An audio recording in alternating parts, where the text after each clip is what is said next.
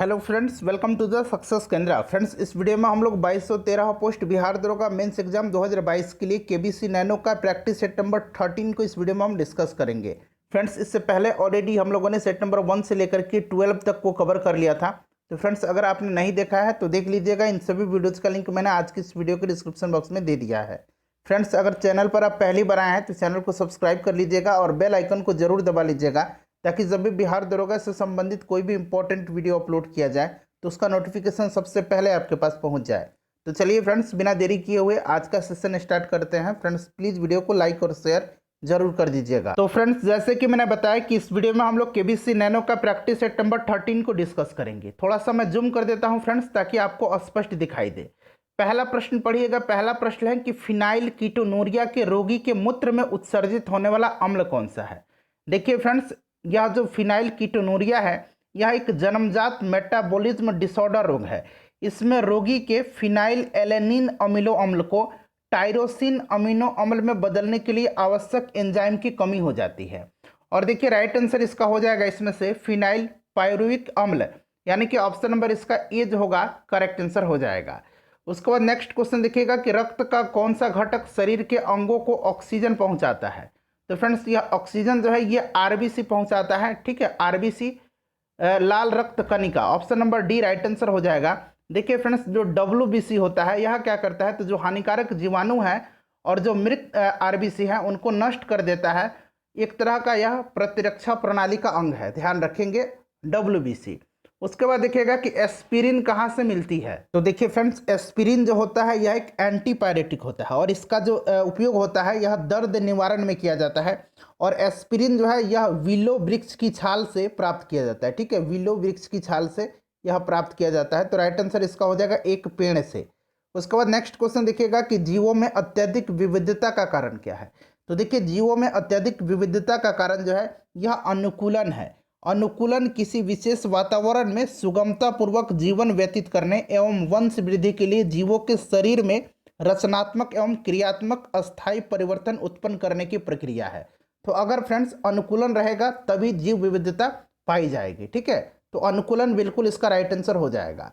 उसके बाद next question देखिएगा कि निम्नलिखित में से कौन सा जल जनित रोग है इसमें से। तो हैजा हो जाएगा, option number C correct answer इसका हो जाएगा। अगला प्रश्न देखिएगा कि फॉर्मिक एसिड इनमें से किसमें बहुत ज़्यादा पाया जाता है। तो फॉर्मिक एसिड जो पाया जाता है यह लाल चींटी के विष में पाया जाता है। Option number B right answer हो जाएगा। उसके बाद देखिएगा कि पुष्प में द्विनिषेचन के पश्चात गुणसूत्र की संख्या होती है, तो यह त्रिगुणित होती है। ऑप्शन नंबर सी हो जाएगा इसका आंसर। उसके बाद देखिए, स्वचालित कारों में सामान्यतः कौन सा तेल लगता है। तो देखिए, इसमें पेट्रोल का उपयोग किया जाता है। ऑप्शन नंबर डी हो जाएगा राइट आंसर। क्वेश्चन नंबर 9 देख लीजिएगा। 9 है क्वेश्चन नंबर कि दोलनी स्प्रिंग पर आधारित घड़ी को पृथ्वी से चंद्रमा पर ले जाया जाता है तो वह क्या होगा। तो देखिए फ्रेंड्स, पृथ्वी के ऊपर या नीचे जाने पर जी का मान घटता है। जब जी का मान घट जाएगा यानी कि इसका आवर्तकाल बढ़ जाएगा। आवर्तकाल बढ़ जाएगा यानी कि दोलन धीरे धीरे करेगा। तो राइट आंसर इसका क्या हो जाएगा, तो दोलन धीरे करेगा तो टाइम भी तो उसका बढ़ जाएगा। तो राइट आंसर इसका हो जाएगा धीमे चलेगी। ठीक है, चलिए आगे बढ़िएगा। कैल्शियम हाइड्रोक्साइड का सूत्र क्या है। तो यहाँ पर देखिए ऑप्शन नंबर सी में दिया गया है CaOH2। उसके बाद अगला प्रश्न देखिएगा कि एक बैक्टीरिया अत्यधिक गर्मी, शुष्कता और विषैली रासायनिक वस्तुओं को सहने की क्षमता रखता है। इससे यह पता चलता है कि वह संभवतः खाली स्थान दिया गया है बना सकता है। तो बताइए राइट आंसर क्या हो जाएगा। तो ये एंडोस्पर्स हो जाएगा। यहाँ पर देखिए दिया गया है एंडोस्पर्स, हिंदी में इसको अंतर बीजाणु कहा जाता है। ठीक है, चलिए नेक्स्ट क्वेश्चन देखिएगा कि मिनरल क्या है। तो देखिए फ्रेंड्स, मिनरल जो है यह प्राकृतिक रूप से पाया जाने वाला एक क्या है, एक अकार्बनिक ठोस है जिसमें कि एक निश्चित रासायनिक संरचना और एक क्रमबद्ध परमाणु व्यवस्था होती है। तो राइट आंसर इसका ऑप्शन नंबर बी हो जाएगा। उसके बाद देखिए, एलपीजी सिलेंडर के रिसाव से उत्पन्न दुर्गंध निम्नलिखित में से किसकी होती है। तो यह मरकप्टेन की होती है। ऑप्शन नंबर डी हो जाएगा करेक्ट आंसर। मोबाइल चार्जर होता है, तो मोबाइल चार्जर जो है फ्रेंड्स यह एक स्टेप डाउन ट्रांसफार्मर होता है, यानी कि राइट आंसर इसका क्या हो जाएगा, एक अपसाइड ट्रांसफार्मर हो जाएगा। ऑप्शन नंबर डी हो जाएगा। उसके बाद नेक्स्ट क्वेश्चन देखिएगा कि वायु शक्ति यानी कि विंड पावर में ऊर्जा का कौन सा रूप विद्युत ऊर्जा में परिवर्तित होता है। तो यह गतिज ऊर्जा है। ठीक है, गतिज ऊर्जा। अगला प्रश्न देखिए, निम्नलिखित में से कौन सा पौष्टिक तत्व अस्थि एवं दांतों के निर्माण और मजबूती के लिए सहायक नहीं है? नहीं पूछा गया है, दांत और अस्थि के। तो देखिए फ्रेंड्स, इसमें से अगर हम बात करें तो कैल्शियम है, फास्फोरस है और फ्लोरीन है। देखिए फ्लोरीन से दांतों के एनामल का निर्माण होता है, ठीक है, एनामल जो होता है दांत का, उसी का निर्माण होता है। तो देखिए आयोडीन नहीं होगा इसमें, right answer option number D हो जाएगा। बाकी कैल्शियम, फास्फोरस और फ्लोरीन आवश्यक हैं। उसके बाद देखिए, टेलीविजन के दूरस्थ नियंत्रण के लिए किस प्रकार की विद्युत चुंबकीय विकिरण का उपयोग किया जाता है? तो टेलीविजन के दूरस्थ नियंत्रण यानी कि रिमोट के माध्यम से किया जाएगा, और रिमोट में औरक्त किरण का इस्तेमाल किया जाता है। Option number A right answer इसका हो जाएगा। चलिए अगला प्रश्न देखिएगा कि वेल्डिंग में प्रयोग होने वाली गैसें हैं।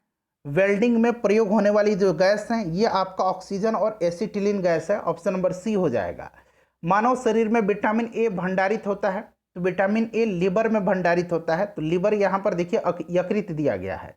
उसके बाद देखिएगा कि पौधे मिट्टी में घुले हुए नाइट्रेट को अवशोषित करते हैं तथा उन्हें परिवर्तित कर देते हैं।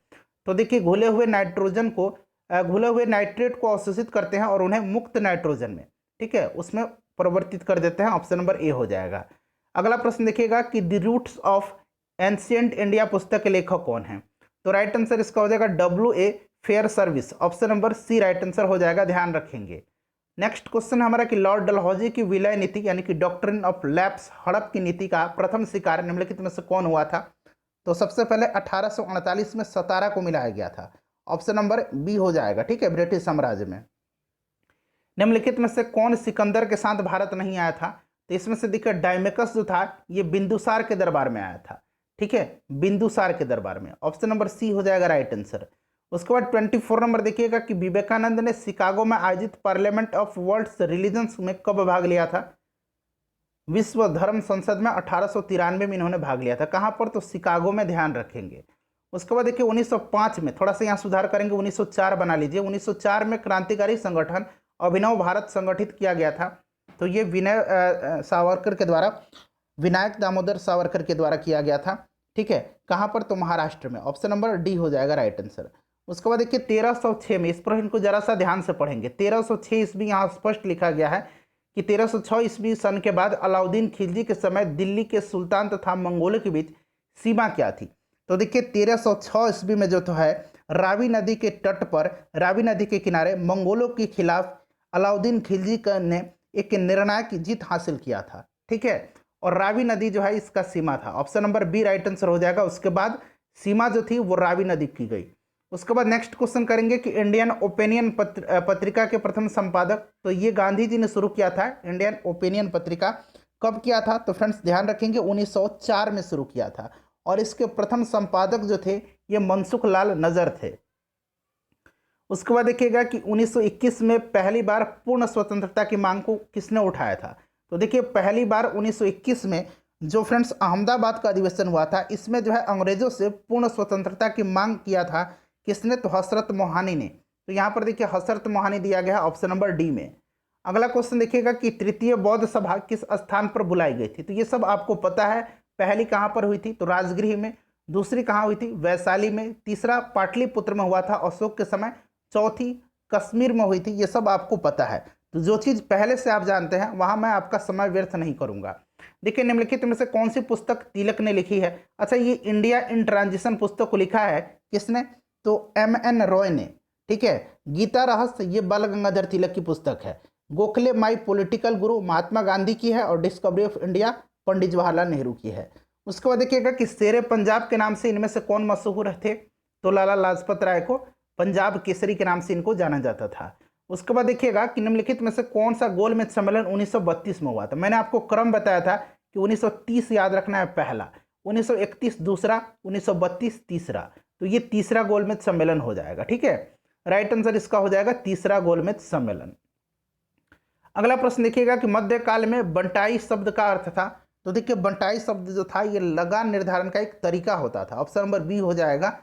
उसके बाद देखिए 1942 के आंदोलन में, 42 के जो भारत छोड़ो आंदोलन था, डॉक्टर राजेंद्र प्रसाद को किस जेल में कैद करके रखा गया था?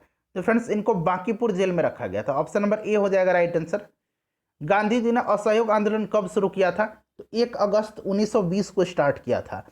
अगला क्वेश्चन देखिए कि मगध की प्रथम राजधानी, प्रारंभिक राजधानी, तो ये गिरिब्रज या फिर राजगृह थी। उसके बाद देखिएगा किसने कहा था कि कांग्रेस आंदोलन न तो लोगों द्वारा प्रेरित था और न ही यह उनके द्वारा सोचा या योजनाबद्ध किया गया था। तो फ्रेंड्स ये किसने कहा था? तो सर सैयद अहमद खान ने कहा था। ऑप्शन नंबर बी हो जाएगा। उसके बाद देखिए एनी बेसेंट कौन थी? तो एनी बेसेंट जो थी फ्रेंड्स, यह भारतीय राष्ट्रीय कांग्रेस की प्रथम महिला अध्यक्ष थी। ऑप्शन नंबर डी हो जाएगा। 1917 का जो कोलकाता अधिवेशन था इसी की अध्यक्षता इन्होंने किया था। उसके बाद देखिएगा किसने संपत्ति निष्कासन के सिद्धांत की वकालत की थी? तो फ्रेंड्स सबसे पहले जो है यह वकालत किया था दादा भाई नौरोजी ने। Option number B right answer हो जाएगा। धन निष्कासन का सिद्धांत। निम्नलिखित में से किस सिख गुरु को औरंगजेब ने दिल्ली में प्राणदंड दिया था?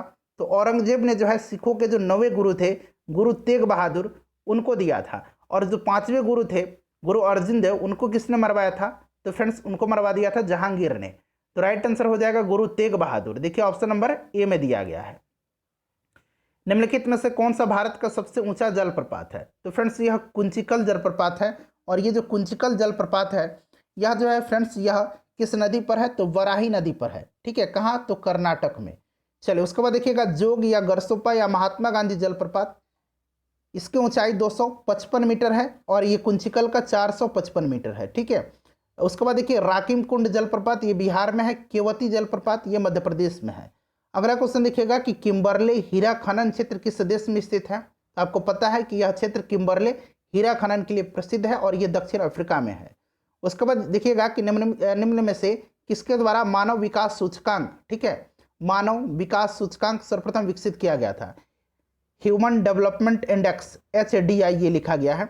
तो फ्रेंड्स यह किया गया था यूनाइटेड नेशन डेवलपमेंट प्रोग्राम के द्वारा, और पहली बार HDI कब प्रस्तुत किया गया था? तो 1990 में किया गया था। नेक्स्ट क्वेश्चन देख लीजिएगा। अगला क्वेश्चन है कि निम्नलिखित में से किसका वेग अधिकतम होता है?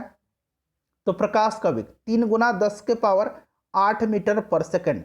और देखिए ये जो कॉस्मिक किरण है इसका भी वेग लगभग प्रकाश के वेग के बराबर ही होता है।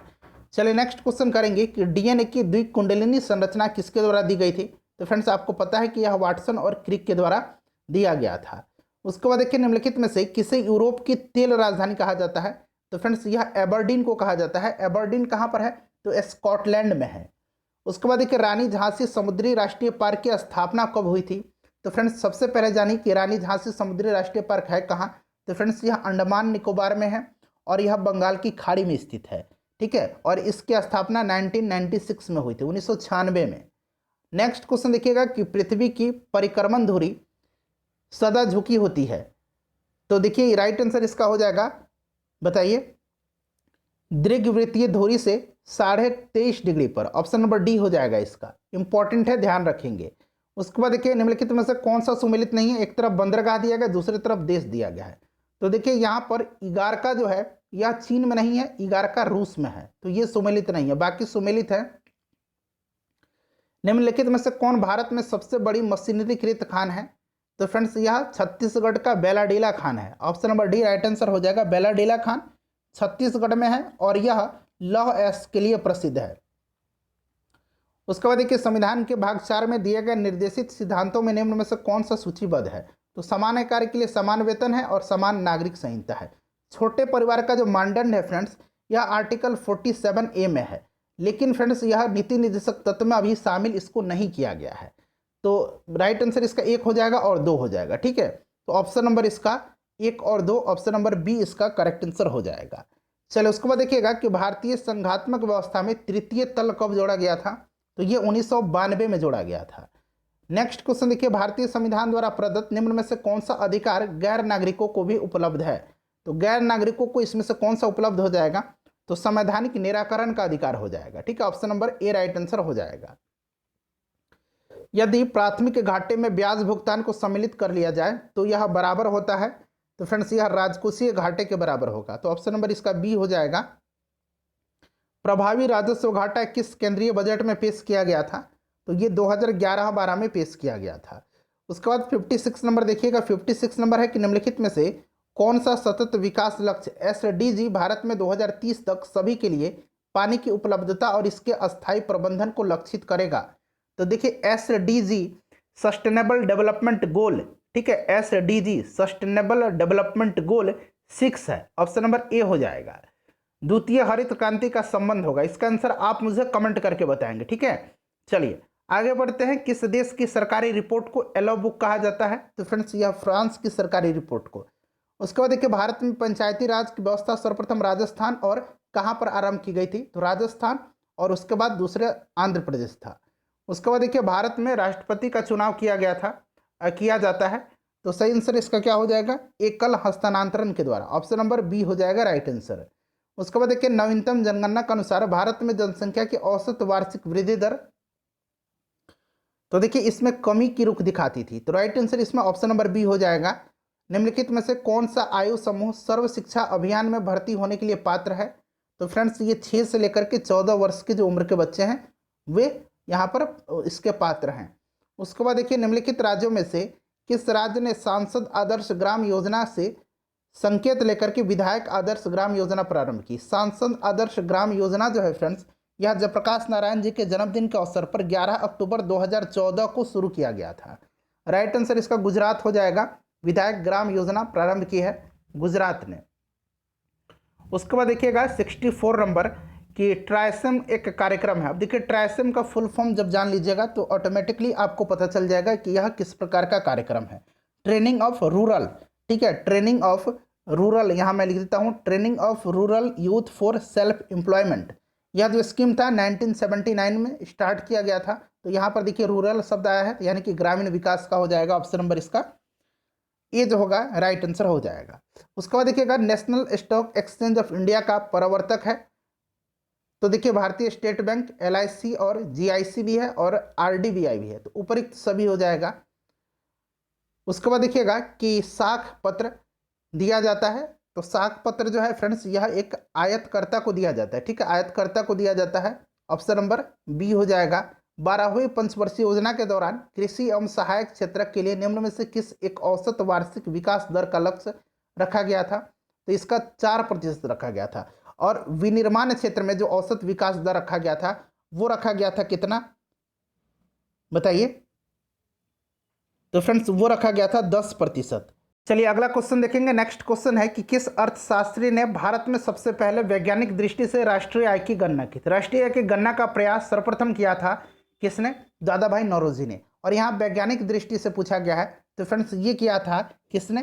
तो VKRV राव ने 1931-32 में। चलिए अगला क्वेश्चन देख लीजिएगा। निम्नलिखित में से कौन सा कर केंद्र सरकार के द्वारा लगाया जाता है पर राज्यों द्वारा एकत्रित एवं आवंटित किया जाता है? तो फ्रेंड्स यह स्टाम्प शुल्क है। Option number A right answer हो जाएगा। उसके बाद देखिए इनमें से कौन सा बायोमास ऊर्जा नहीं है? देखिए बायोमास ऊर्जा यहाँ पर अगर आप यहाँ पर अक्षय ऊर्जा लिख लीजिएगा तो ज़्यादा सूटेबल हो जाएगा। तो देखिए अक्षय ऊर्जा के उदाहरण जो होते हैं ये बायोमास ऊर्जा होता है। उसके बाद बात करें तापीय ऊर्जा होता है, जल विद्युत ऊर्जा होता है और भूतापीय ऊर्जा होता है, नाभिकीय ऊर्जा नहीं होता है, ठीक है। तो नाभिकीय ऊर्जा हो जाएगा इसका राइट आंसर, नाभिकीय ऊर्जा हो जाएगा। उसके बाद देखिएगा निम्नलिखित नहरों में से किसे दामोदर नदी से निकाला गया है? तो फ्रेंड्स यह नदी है, ये नहर है एडन नहर। एडन नहर जो है ये फ्रेंड्स यह पश्चिम बंगाल की प्रमुख नहर है और यह दामोदर नदी से निकाला गया है। उसके बाद देखिए मिलान करना है, तो देखिए फ्रेंड्स खनिज जो हो जाएगा ये आपका हो जाएगा समाप्त होने योग्य है, सौर ऊर्जा असमाप्त होने योग्य, बायोगैस जो है ये आपका हो जाएगा मीथेन और कार्बन डाइऑक्साइड, और वन अपरोपण जो हो जाएगा ये वर्षा हो जाएगा। तो राइट आंसर इसका हो जाएगा आपका कौन सा हो जाएगा? तो right answer 3, 4, 2, 1 option number A हो जाएगा। उसके बाद देखिए निम्नलिखित में से कौन सा एक व्यस्ततम सामुद्रिक व्यापारिक मार्ग है? तो इसमें से ये आपका उत्तरी अटलांटिक हो जाएगा। विश्व में कुल कहवा उत्पादन के प्रतिशत की दृष्टि से शीर्षस्थ देश यानी कि सबसे शीर्ष पर कौन सा देश है? तो ये ब्राजील है। काजीरंगा किसके लिए प्रसिद्ध है? तो एक सींग वाले गैंडे के लिए। ऑप्शन नंबर ए हो जाएगा। कहाँ पर है काजीरंगा? और मानस असम में है, ठीक है। चलो उसके बाद देखिएगा झूमिंग कृषि, ये झूमिंग क्या है? कृषि का प्रकार है, करते हैं। तो झूमिंग कृषि जो है यह पूर्वोत्तर भारत में किया जाता है।